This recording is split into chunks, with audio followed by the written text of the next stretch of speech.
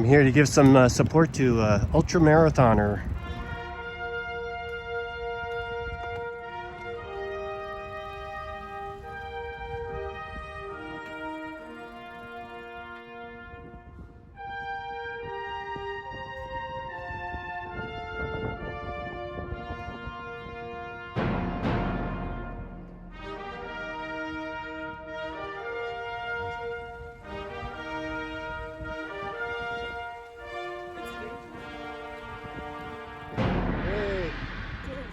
Yeah.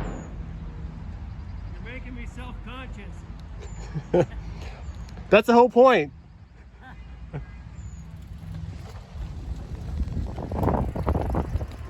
Okay, I'm sure everybody wants to know why you want to run 135 miles. So it's a little bit of a long story, but when I was 37, I weighed 240 pounds. So that's what I'm looking for the rest of my life. I didn't want to do that, so I took up running and decided to do a 100-miler to celebrate turning 40. Oh, let me catch you on the other side. You got it. So Okay. I decided if it's all downhill from 40, I wanted to run a 100-miler when I turned 40. Which I did. So that was 15 years ago. I ran on my first 100-miler. Wow. And training for it, I decided I really, really like it. And so every 5-year birthday interval since then, I've tried to do something outrageous. So this year I'm 55. So I'm going to run the Badwater 135 in 2 weeks. And so this is my last big training run before that. And I thought, since it's the summer solstice, I'll just run from sun up to sundown. All right. See how many miles I can get. What's that, like 16, 17 hours? It's just shy of 16 hours today. That's amazing. So I'm hoping to run on the track for 16 hours, hoping to get somewhere between 70 and 75 miles. Wow. Okay. Cool. It's pretty good that I got a little path here to interview him.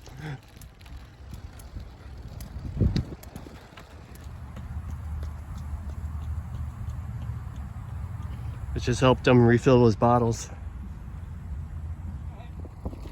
Okay, for people that don't know about Badwater, why don't you tell them about it? It's in 2 weeks, right? Yeah, so Badwater 135 is an ultra marathon. Bills itself as the toughest road race in the world. It's probably it, or at least close. It's a 135-mile race that goes from the lowest point in the Western Hemisphere. Death Valley? Not the place called Badwater Basin. Oh, okay. Which is negative 280 feet. Accident of geography put Mount Whitney, the highest point in the continental United States, 146 miles away. So they run from one to the other. You can't summit Whitney without permits, so the race actually ends at the trailhead. Let me go around.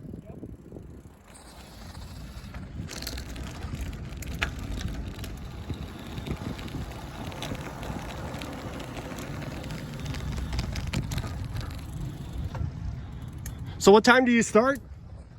So it actually starts, my wave starts at 8 p.m. on July 4th. Oh. There's a 48-hour cutoff to the finish line. It's a 3-wave start depending on how elite a runner you are. There's also a 9 p.m. and a 10 p.m. start. I'm in the slowest wave. But that's to say, there are 85 people who qualified who are probably faster than me. So it'll be interesting. I've never run it. I crewed somebody last year and ran about 60 miles of it as a pacer. Last year was very hot. I don't think this year's gonna be quite as hot. So I know it's a small field. There's only 100 people allowed to do it, right? That's the most the permit will allow. Okay. Because they run through a national park.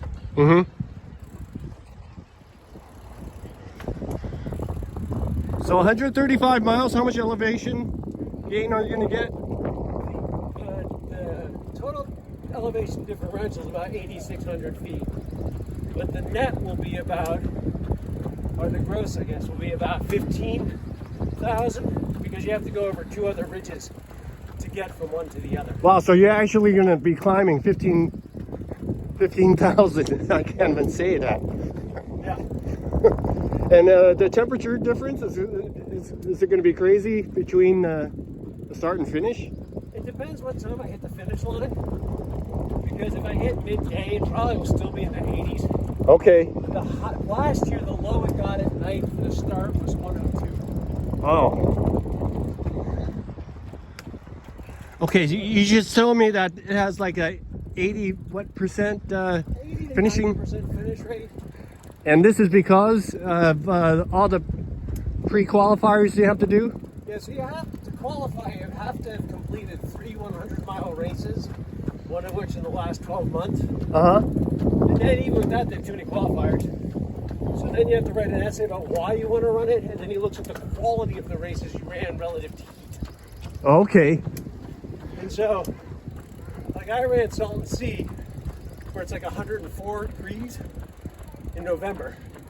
Wow. Or no, in May this year. And I've done that race 3 times. Okay. And so he knows I know how to deal with heat. Uh-huh. So, the committee did. So they make sure that you have the credentials.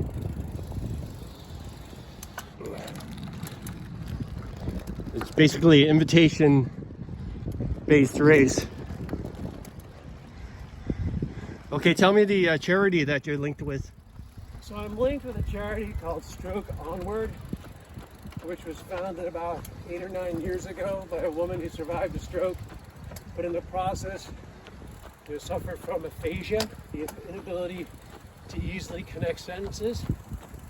And she realized that there's a lot of resources for stroke survivors medically, but not so many to help with sort of the psychological issues of redefining who you are when a lot of what you did you can't do anymore, and discovering new things to do.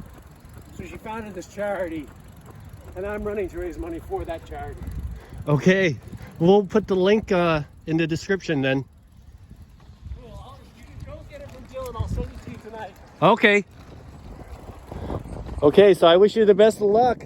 All right, thank you. And Stop by, Stanley. yeah, all right. Have a great ride today. All right, thank you. Bye.